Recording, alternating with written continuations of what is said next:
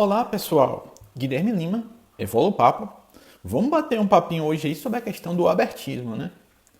Então, eu meio que gostaria de começar dizendo, né, que em Conscienciologia, né, a gente fala muito, né, na questão de abertismo, né?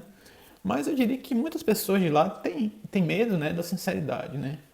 E em alguns contextos, né, da Conscienciologia, mais especificamente, né, no Greenvex, né, que é o grupo de investidores existenciais, as pessoas elas não costumam, né, ser estimuladas a compartilhar suas experiências, né, sobre o argumento, né, de que a proposta da Greenvex seria justamente estudar a inversão existencial, né. E um dos problemas alegados, né, para que a pessoa não compartilhasse, né, suas experiências seria justamente, né, a possibilidade de alguém falsificar, né, essas experiências com o fim, né, de manipular as outras pessoas do grupo, né, que estão tentando ainda entender, né, o que é a inversão existencial. Né.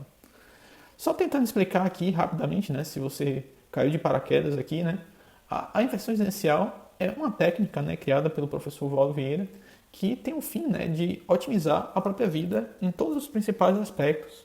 Isso desde cedo, né, desde a juventude, para que a pessoa, né, acerte mais e erre menos, né.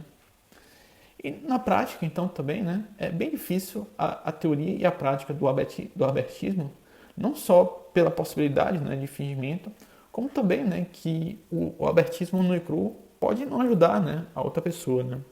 Por exemplo, vamos botar só um exemplo, né, de se uma pessoa ela está percebendo, né, que tem um espírito perto de outra pessoa, pode não ser, né, adequado falar, né, para essa pessoa a percepção, né, que ela está tendo, né. E no futuro, né, em que o parapsiquismo seja mais comum, né, na sociedade, talvez isso seja uma realidade, né.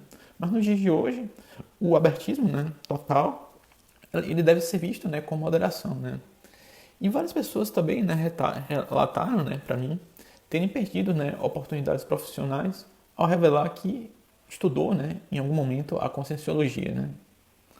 E há também, né, a questão, né, do abertismo sugerido pela prática da dupla evolutiva, né, que é justamente a técnica desinibição diálogo, apelidada, né, de técnica DD. E em que consiste essa técnica? Né? É basicamente a pessoa procurar, né, superar a vergonha e falar aquilo que ela necessita, né, sendo sincero. Né? E a ideia é que a pessoa seja minimamente sincera com duas finalidades.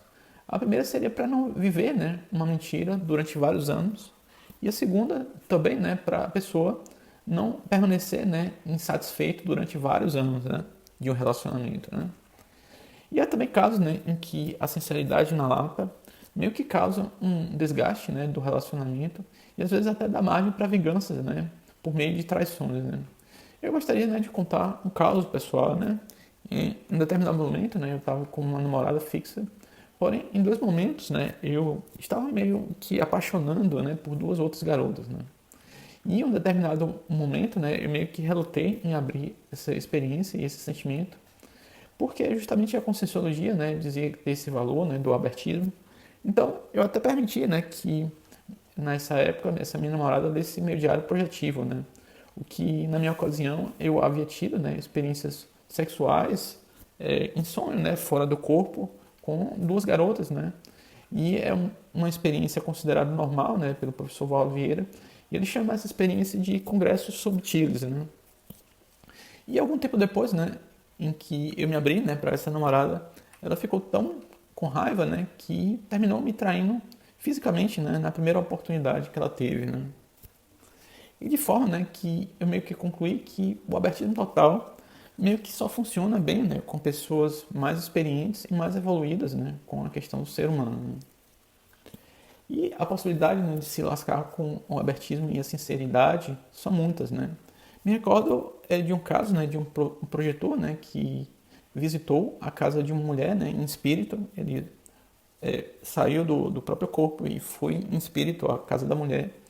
E aí ele procurou essa mulher para justamente falar, né, ó, eu queria confirmar, né, para ver se a percepção dele tinha sido real ou não.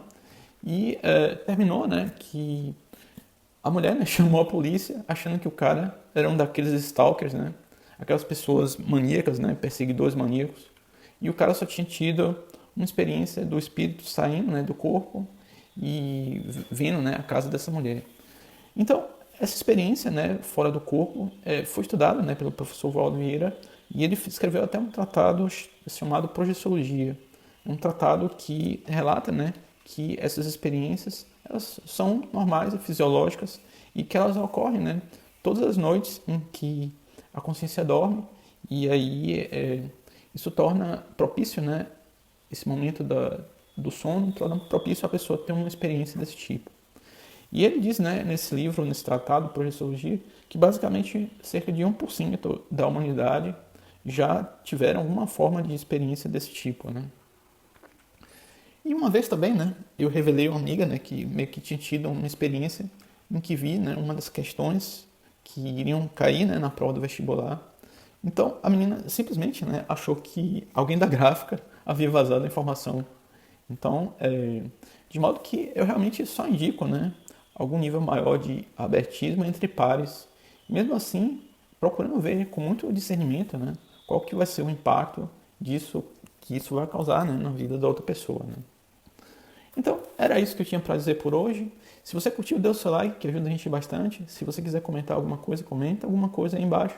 E se quiser ajudar a gente, compartilhe esse vídeo com mais pessoas. Então, era isso que eu tinha para dizer. Um forte abraço. Tchau.